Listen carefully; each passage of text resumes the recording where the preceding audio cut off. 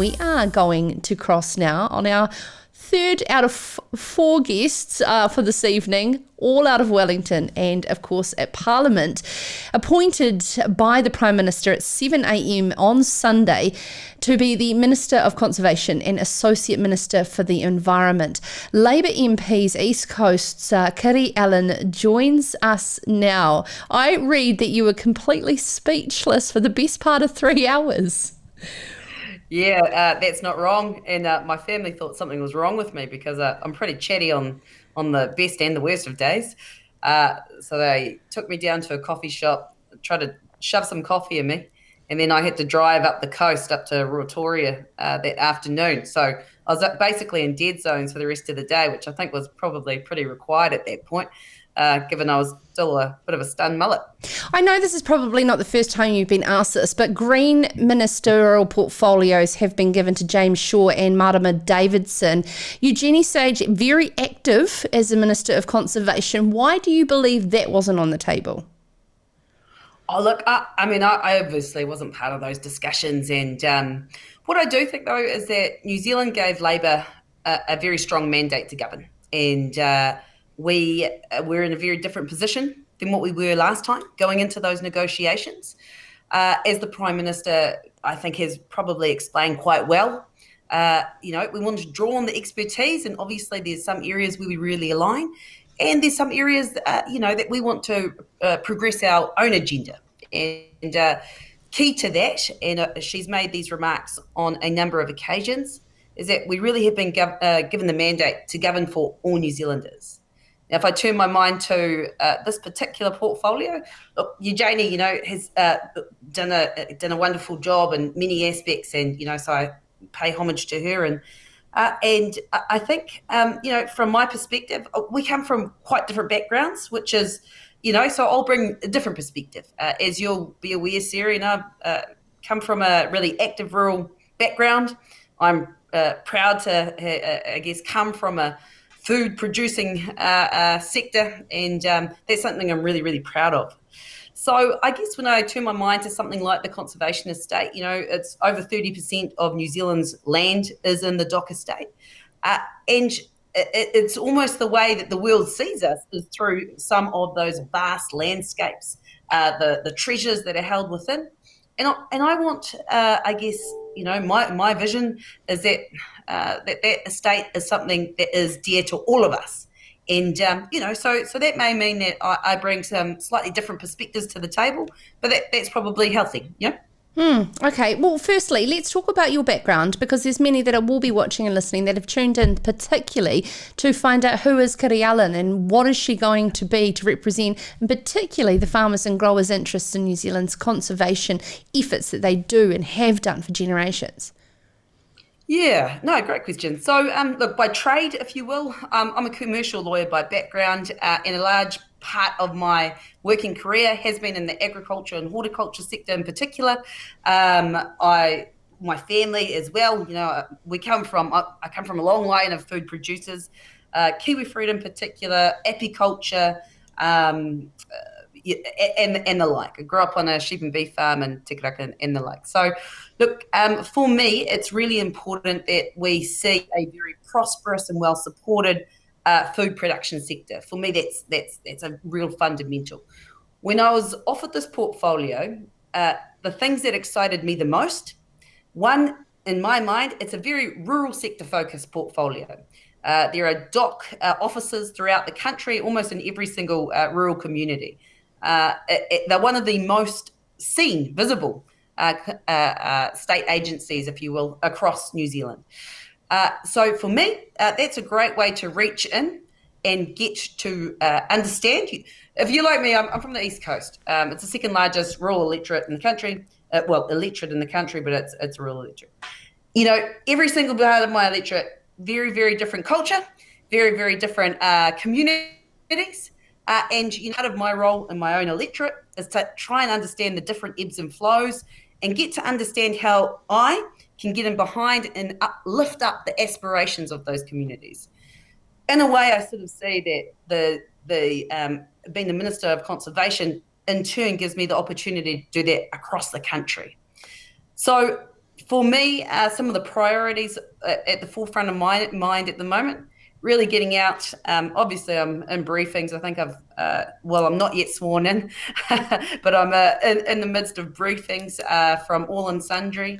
And I'm really looking forward to the opportunity to get a wide breadth of views from New Zealanders that have a keen interest in what happens on and the use of our dock lands that we all collectively have an ownership stake in. So key to that, really good stakeholder engagement. Okay. That's something that I really prioritise. I want to understand, Associate Minister for the Environment, yes, James Shaw, Associate Minister for the Environment, in brackets, biodiversity. Conservation and biodiversity seem to go hand in hand. Why this division there? Yeah, so look, we're still working through some of my delegations. So Minister Parker, obviously, is the Minister for Environment. Very likely, I mean, this actually ties into many of your listeners, I hope. I think that the likelihood is that I'll have played quite an active role because of my background in rural sector, food production and the like. Also, is probably, I'll find myself quite heavily engaged in the RMA reforms and some of the freshwater allocation issues that, of course, have been before not just us as a government, but also the prior national government for around about 9 years, but 6 years of those in particular. They're really tricky issues with broad stakeholder interests across. We all have a vested interest in the way that we use water, how we use water and the like. So I anticipate that my focus will be more on those issues. Like I said, I came from a commercial law background, but I also had quite a big stakeholder in environmental law aspects, working on a range of different issues. But these issues, and particularly from and getting them right, is something that is really at the top of my mind. Kiri, I've got quite the outpour of questions coming in here, which is fantastic from our live comments. And I knew there would be, because there's been some very hot topics in this particular portfolio. Firstly, let's talk about Crown Pastoral Lease and how you view that continuing on into the future, and particularly the huge amount of work they do in pest management off their own bat, and with wilding pines through to rabbit and wallaby control. Yeah, look, great questions, and things that I am definitely asking my officials quite pointed questions about as well, in terms of the approach that has been taken by DOC to date. And I know, of course, over successive governments, there's been different approaches. For me right now, my key task is basically having all of that information presented to me, and then I'm going to have to set forward a track that I'll go down, which may or may not be different from the previous minister.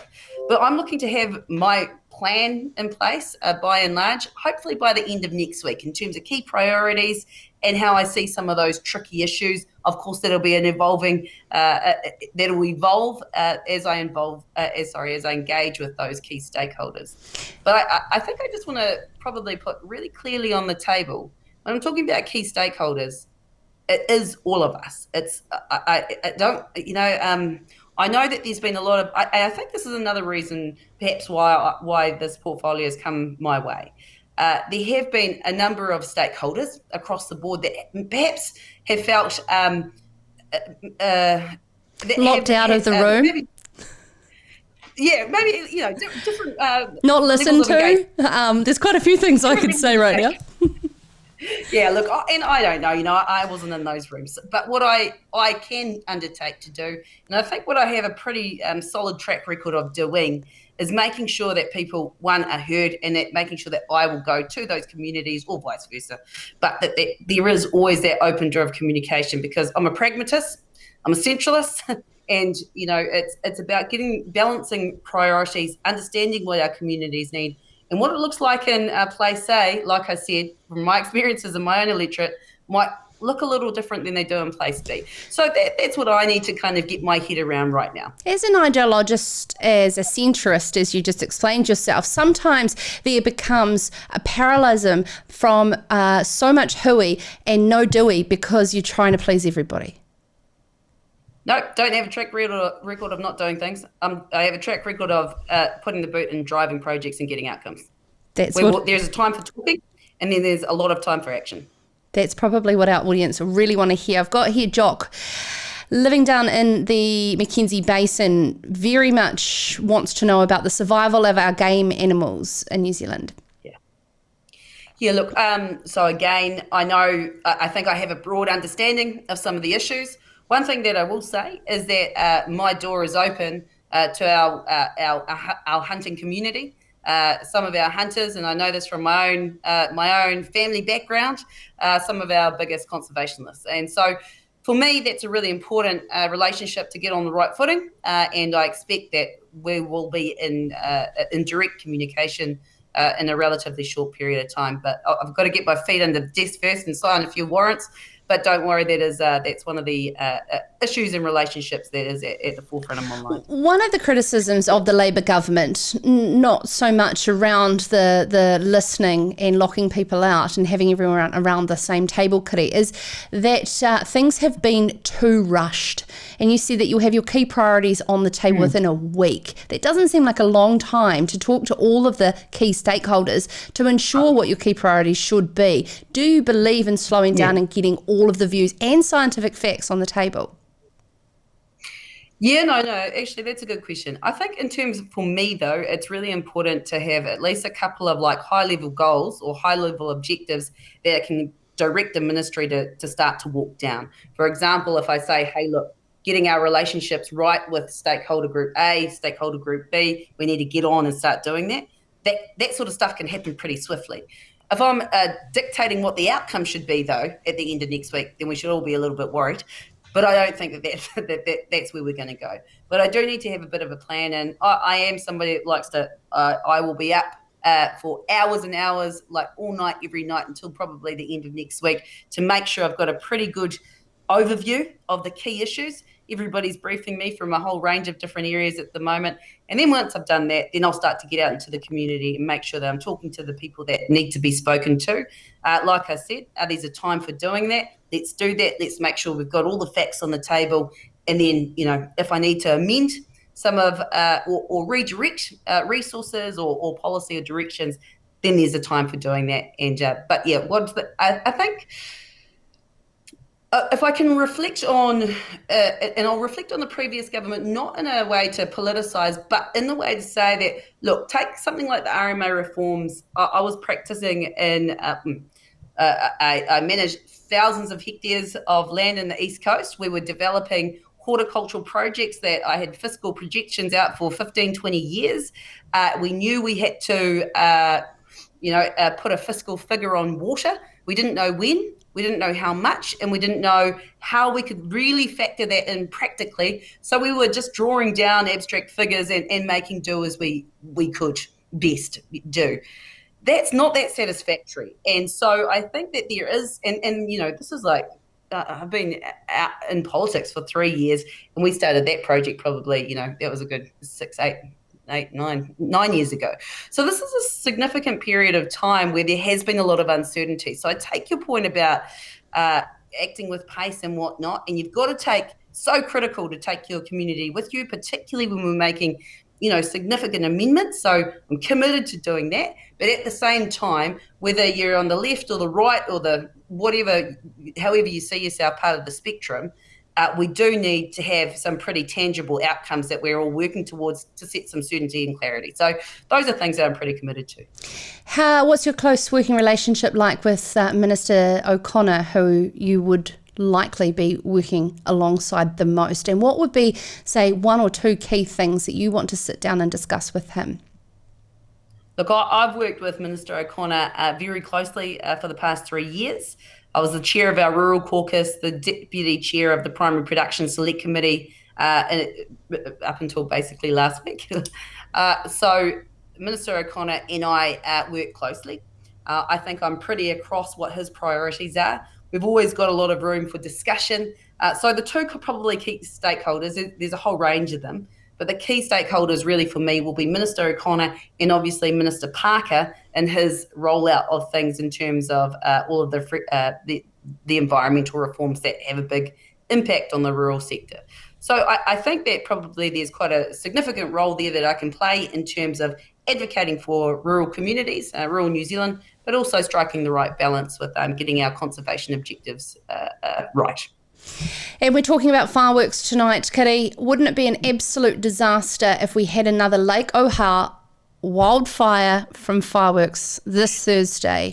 That's got to be on the priority list.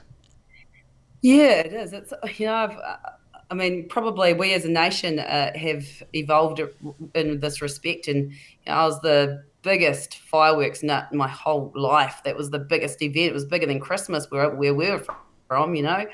But look, there is a real turn of the tide in terms of the way we've learnt and we've grown a lot as a nation. I think you're absolutely right. What we saw down in Oho, we know that it's having some big impacts on our, not just domestic animals, but our animals across the board. So, look, I think it was somebody that spoke prior, but, having that focus on public displays, we all love a good public display of fireworks, but I think that we might have come to a period in time where there is a real need for a pragmatic look at the sale of personal use fireworks. Well, it's been pretty consistent across the board on fireworks and, of course, in our comments below as well. Congratulations on behalf of our listeners and viewers, Kiri Allan, the new Minister for Conservation and the Associate Minister for the Environment. This is Sarah's Country.